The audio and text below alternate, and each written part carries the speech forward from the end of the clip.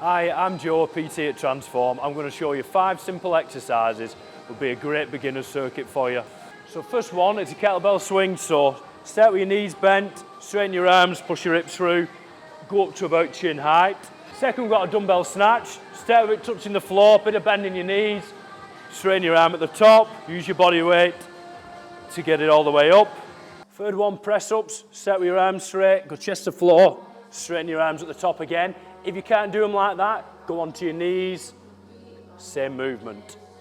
So sit-ups, feet on the floor, lie all the way back, come up if you can, try and touch your feet. If you can't do a full sit-up, just do a crunch. So the rower is the last exercise, dead simple. Start with your knees bent, your arms straight, then just swap them.